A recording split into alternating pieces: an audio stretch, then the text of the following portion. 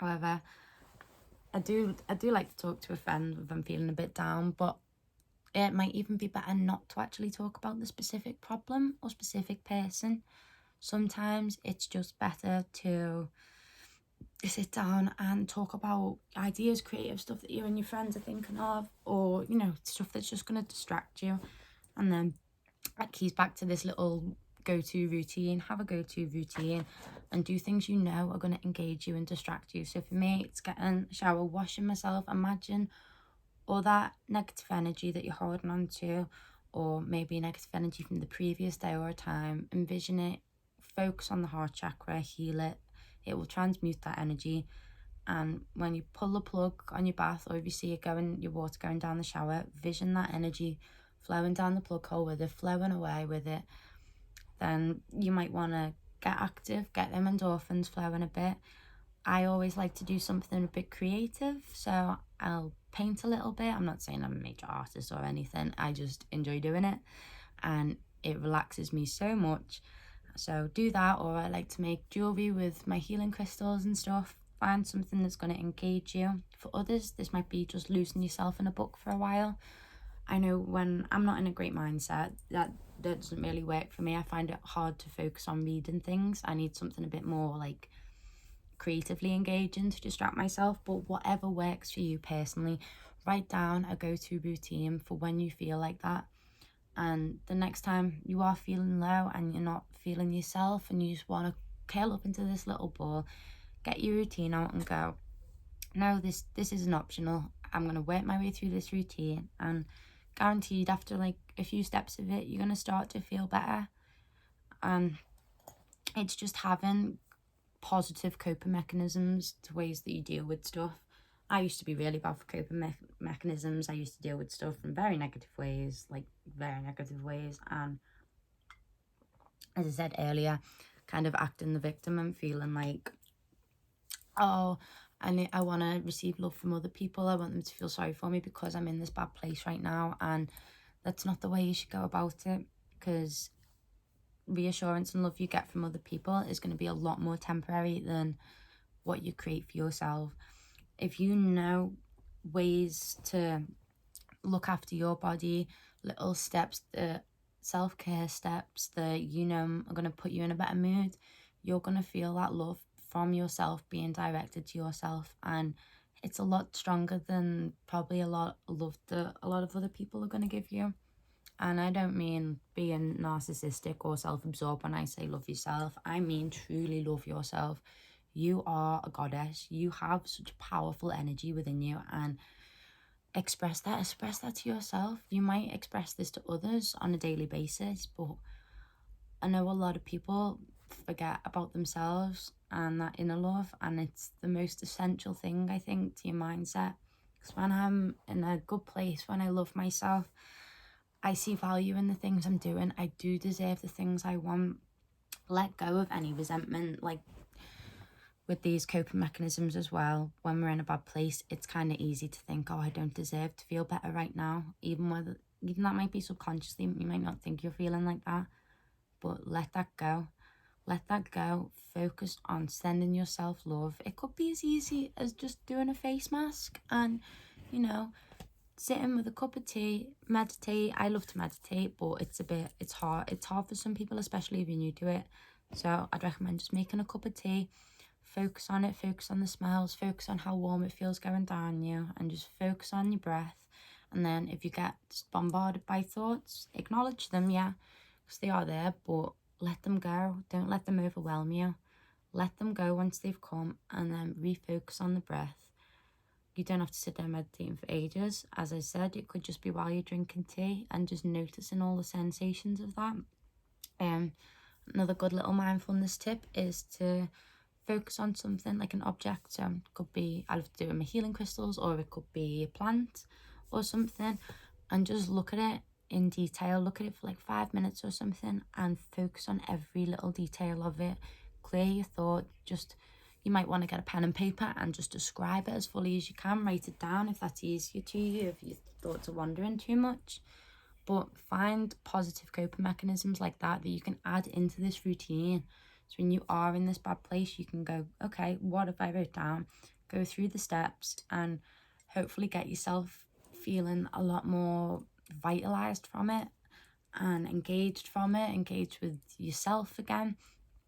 And I think we it's hard when we've got chakras and stuff out of balance as well to feel as connected with yourself, and these kind of link into to feeling down or to feeling anxious or depressed or whatever it may be, because different chakras in our body relate to different aspects of our personal power. So amazing tip is, this isn't just for if your base chakra is out of balance, this is a tip in general, but connecting to Mother Nature, spending time outdoors is gonna be ridiculously amazing for your mindset. Everything around us is living, everything is thriving. That energy is out there for you to connect with. You yourself are giving off a ridiculously amazing frequency of energy. You need to honor that. Be around stuff that's going to energize you as well. Nature, once you connect back to the earth again, it's just nourishing to the soul. It's so nourishing, it's so grounding, and this goes hand in hand with balancing your base chakra, because I think we get out of balance a lot with this in city life, because it's very easy to, and we end up living in survival mode and living in autopilot, and it creates feelings of fear and anxiety, and it can create arrogance when it's out of balance, and all these things lead into being down, depressed. Maybe it's just got to a breaking point with that and you've not decided to unblock that chakra or nourish it, and meditate on it, find out what you need. For mental health, things like low self-worth, that can link to the solar plexus chakra.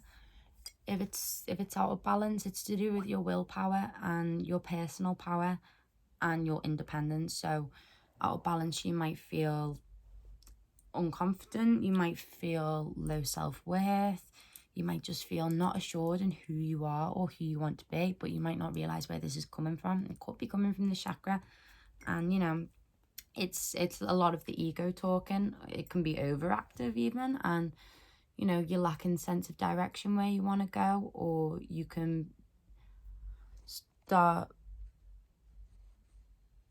being manipulative, or there's other ways that will portray itself. And a great way to tune into that is self-discipline, because if you don't respect your willpower and you overindulge in everything, you're not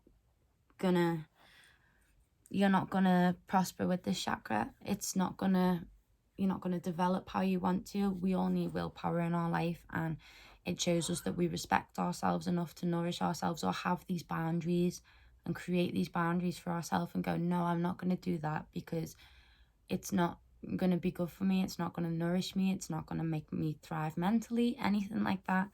So having self-discipline is, I think, very important to that.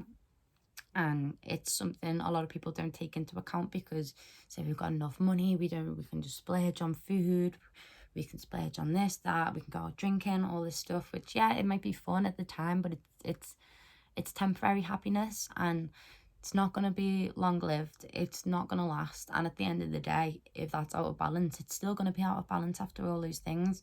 We try and use these things like food, like alcohol, like other stuff, to like mindless sex, to fill something that's missing, and it could be that blockage, and you could just need to have some willpower with that sort of stuff and go, okay, this is going to bring me temporary happiness and might even make me feel even worse for the rest of the week after it.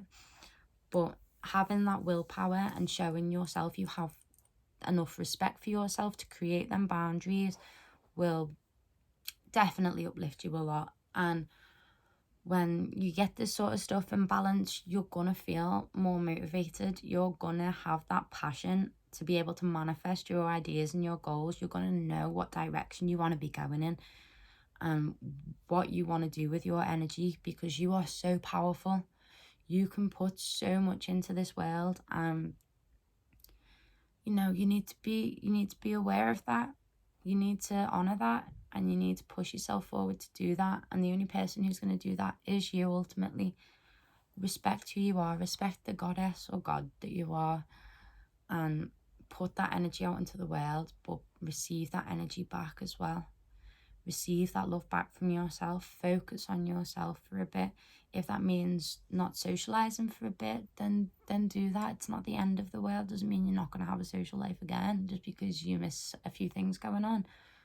But yeah, there's a lot of little things like that I think you can do to get yourself in such a better place. They are very small things, but it makes such a big difference.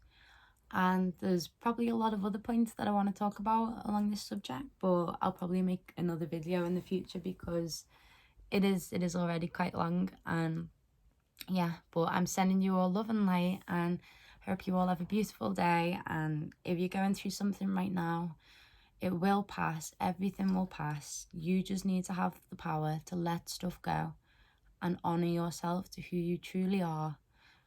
Yeah, but you are a goddess. Enjoy your day, guys. Love you lots.